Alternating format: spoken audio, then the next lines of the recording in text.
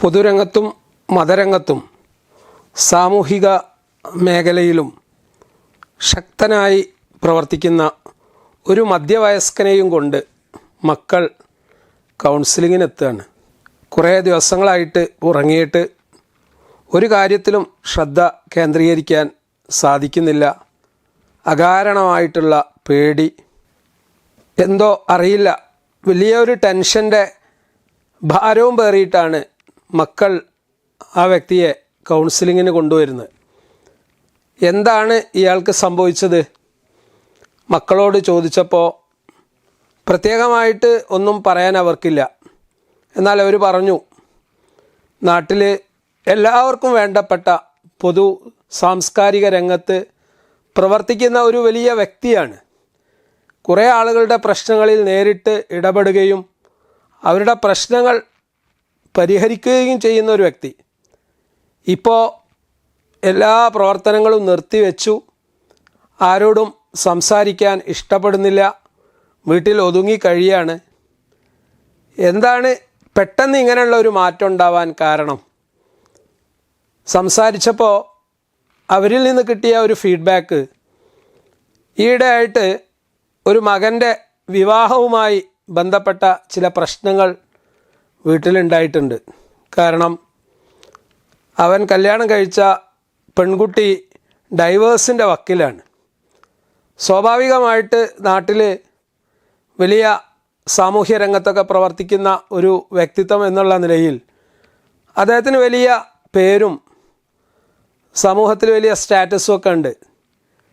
ചില കേസുകൾ കൂടി ഇദ്ദേഹത്തിൻ്റെ പേരിൽ ചുമത്തപ്പെട്ട ഘട്ടത്തിൽ ആകെ പരിഭ്രാന്തിയിലാണ്. കാരണം എങ്ങനെയാണ് ആ പ്രശ്നം പരിഹരിക്കുക? ഇതറിയാതെ ഇയാൾ ആകെ നെട്ടോട്ടോടുകയാണ്. ഈ വ്യക്തിയുമായി കൗൺസിലിങ്ങിന് ഇരുന്നപ്പോൾ ഒരുപാട് കാര്യങ്ങൾ സംസാരിച്ചപ്പോൾ അദ്ദേഹത്തിൻ്റെ ഉള്ളിൽ ഉറങ്ങിക്കിടക്കുന്ന ഒരു വലിയ ദുഃഖം അദ്ദേഹം പുറത്തു പറയാണ്. വർഷങ്ങൾക്ക് മുമ്പ്, അദ്ദേഹം വിവാഹിതനാവുന്നതിന് മുമ്പ് അദ്ദേഹത്തിൻ്റെ ജീവിതത്തിൽ ഉണ്ടായിട്ടുള്ള ഒരു വലിയ തെറ്റ്, ആ തെറ്റിൻ്റെ കുറ്റബോധമാണ് ഇന്ന് അദ്ദേഹത്തെ വേട്ടയാടിക്കൊണ്ടിരിക്കുന്നത്. ഈ തെറ്റിൽ നിന്ന് അദ്ദേഹം പൂർണ്ണമായി മുക്തനായിട്ടുണ്ട്. ഒരിക്കലും പിന്നീട് ആ തെറ്റ് അദ്ദേഹം ആവർത്തിച്ചിട്ടില്ല.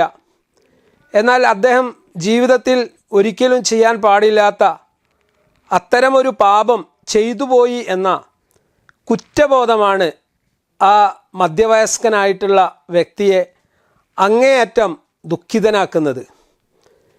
ഈ വ്യക്തിയുമായി വളരെ നേരിട്ട് കാര്യങ്ങൾ ഞാൻ സംസാരിക്കാനൊരുങ്ങി. നിങ്ങൾ മനസ്സിലാക്കേണ്ട ഒരു കാര്യം, മനുഷ്യരായ നമുക്കൊക്കെ ജീവിതത്തിൽ തെറ്റുപറ്റാത്ത ആരാണുള്ളത്? മനുഷ്യനെ അള്ളാഹു സൃഷ്ടിച്ചിരിക്കുന്നത് തന്നെ തെറ്റ് ചെയ്യുന്ന പ്രകൃതത്തിലാണ്. അതുകൊണ്ട് ഈ തെറ്റിൽ നിന്ന് മോചനം തേടാൻ പറ്റുന്ന ഒരുപാട് മാർഗങ്ങൾ നമുക്ക് പറഞ്ഞു തന്നിട്ടുണ്ട്. ധാരാളം നന്മകൾ ശിഷ്ടമുള്ള ജീവിതത്തിൽ നമ്മൾ ചെയ്യുന്നതോടുകൂടി നമ്മുടെ സൃഷ്ടാവ് ആ തെറ്റുകൾ പുറത്തു തരാം എന്നുള്ള ഒരു വലിയ ഓഫർ നമ്മുടെ മുമ്പിലില്ലേ? എന്തിനാണ് നിങ്ങൾ വിഷമിക്കുന്നത്? ഈ വ്യക്തിയുമായി ഏറ്റവും നല്ല ഒരു ആത്മബന്ധം ഉണ്ടാക്കിയതിന് ശേഷം ഓരോ കാര്യങ്ങളും ഞാൻ അദ്ദേഹത്തോട് സംസാരിക്കാൻ തുടങ്ങി. അദ്ദേഹത്തിൻ്റെ മനസ്സിനുള്ളിൽ തങ്ങി നിൽക്കുന്ന അപകർഷതാബോധം, കുറ്റബോധം, ഇതൊക്കെ എലിമിനേറ്റ് ചെയ്യാതെ, പുറത്തെടുക്കാതെ ഒരിക്കലും അയാൾക്ക് ഈ ദുഃഖത്തിൽ നിന്നും ഭയത്തിൽ നിന്നും അകാരണമായ പേടിയിൽ നിന്നും മോചിതനാവാൻ സാധിക്കുകയില്ല. കുടുംബത്തിൽ ഉണ്ടായിട്ടുള്ള പ്രശ്നങ്ങൾ അത് ഏറെ താമസിയാതെ പരിഹരിക്കപ്പെടും. നിങ്ങൾ പോസിറ്റീവായി ചിന്തിക്കണം. ഏത് ശക്തമായ കൊടുങ്കാറ്റ് സംഭവിക്കുകയാണെങ്കിലും ആ കൊടുങ്കാറ്റ് ഒരു സമയം കഴിഞ്ഞാൽ അത് മാറി വരും എന്നുള്ള ശുഭാപ്തി വിശ്വാസമാണ്, നല്ല ചിന്തയാണ് നമുക്കുണ്ടാവേണ്ടത്. കാരണം ഓരോ മനുഷ്യനെയും അള്ളാഹു സൃഷ്ടിച്ചതിൻ്റെ ഏറ്റവും വലിയ ലക്ഷ്യം പരീക്ഷണമായിട്ടാണ്. അതുകൊണ്ട് സുഖവും ദുഃഖവും ജീവിതത്തിൽ നൽകിക്കൊണ്ട് നമുക്ക് പരീക്ഷണം ഉണ്ടാകും എന്ന് നമുക്കൊക്കെ അറിയുന്ന കാര്യമല്ലേ? ഇങ്ങനെ പോസിറ്റീവായിട്ടുള്ള ഒരുപാട് നല്ല കാര്യങ്ങൾ ആ വ്യക്തിയിലേക്ക് ഇട്ടുകൊടുത്തപ്പോൾ അദ്ദേഹത്തിൻ്റെ ആറ്റിറ്റ്യൂഡ്, അദ്ദേഹത്തിൻ്റെ മനോഭാവം മാറാൻ തുടങ്ങി. അദ്ദേഹത്തിൻ്റെ മനസ്സിനുള്ളിൽ നിന്ന് പുഞ്ചിരി വിടർന്നു. എനിക്ക് ഇതിൽ നിന്ന് മോചനമുണ്ടോ എന്നുള്ളതാണ് അയാൾ ചോദിച്ച ഏറ്റവും പ്രധാനപ്പെട്ട കാര്യം. പ്രിയപ്പെട്ടവരെ, നമ്മുടെയൊക്കെ ഇടയിൽ ഇത്തരത്തിലുള്ള വിഷാദം അനുഭവിക്കുന്ന, ദുഃഖം അനുഭവിക്കുന്ന, ഡിപ്രഷൻ അനുഭവിക്കുന്ന ഒരുപാട് ആളുകളുണ്ട്. ജീവിതത്തിൻ്റെ ഏതെങ്കിലും ഒരു കോണിൽ അവർക്ക് സംഭവിച്ചിരിക്കുന്ന ഒരു അബദ്ധം, ഒരു തെറ്റ്, ആ തെറ്റായിരിക്കും അവരെ എന്നും ദുഃഖത്തിൻ്റെ പടുകുഴിയിലേക്ക് എറിഞ്ഞിരിക്കുന്നത്. അതുകൊണ്ട് ഇത്തരം ആളുകൾക്ക് നമ്മൾ നൽകേണ്ടത് ശക്തമായ ആത്മധൈര്യവും മനോവിശ്വാസവുമാണ്. കാരണം ഈ ഒരു പടുഗർത്തത്തിൽ നിന്ന് നമുക്ക് രക്ഷപ്പെടാൻ സാധിക്കും. എനിക്ക് എൻ്റേതായിട്ടുള്ള ഒരുപാട് നന്മകൾ ഇനിയും ചെയ്തു തീർക്കാനുണ്ട് എന്നുള്ള ഒരു ചിന്ത, ആ ഒരു മോട്ടിവേഷൻ നമ്മുടെ ഭാഗത്തുനിന്ന് കൊടുക്കുക എന്നുള്ളതാണ് ഇത്തരം കേസിൽ നമുക്ക് ചെയ്യാൻ പറ്റുന്ന ഏറ്റവും പ്രധാനപ്പെട്ട കാര്യം. കൗൺസിലിംഗ് കഴിഞ്ഞ് ആ സഹോദരൻ എൻ്റെ അടുത്തുനിന്ന് മക്കളുടെ കൂടെ നാട്ടിലേക്ക് തിരിച്ചു പോകുമ്പോൾ വളരെ ആത്മധൈര്യത്തോടു കൂടിയാണ് തിരിച്ചു പോയത്.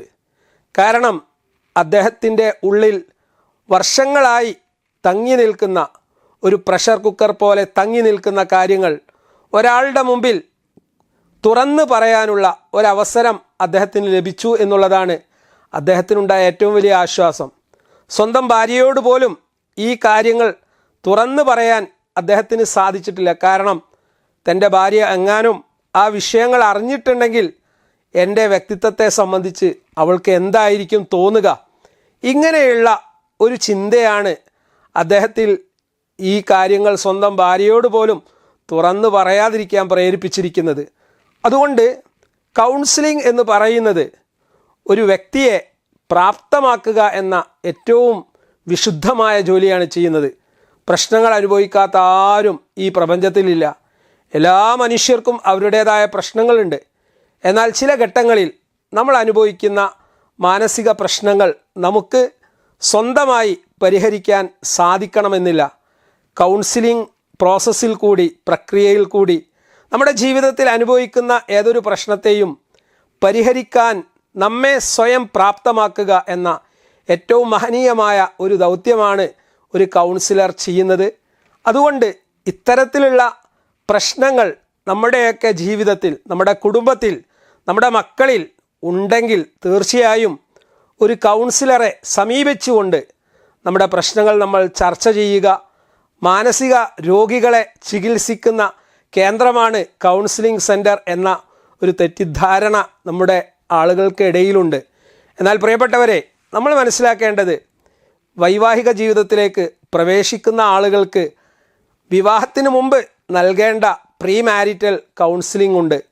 തീർച്ചയായും ഇത്തരം കൗൺസിലിംഗ് നേരത്തെ വിവാഹം നടത്തുന്ന ആൺകുട്ടിക്കും പെൺകുട്ടിക്കും നമ്മൾ നൽകുകയാണെങ്കിൽ ഏറ്റവും കാര്യക്ഷമതയുള്ള നല്ല വൈവാഹിക ജീവിതം നയിക്കാൻ, ആണിനും പെണ്ണിനും ഇണയും തുണയുമായി ജീവിക്കാൻ സാധിക്കുമെന്നുള്ളതിൽ ഒരു സംശയവുമില്ല. ഇത്തരം കാര്യങ്ങൾക്ക് നിങ്ങളെ സഹായിക്കുന്ന ഒരു സെൻ്ററാണ് പുളിക്കൽ കേന്ദ്രമായി പ്രവർത്തനം ആരംഭിച്ചിരിക്കുന്നത്. ചൈതന്യം നിങ്ങളുടെ പ്രശ്നങ്ങൾക്കുള്ള പരിഹാരമാണ്.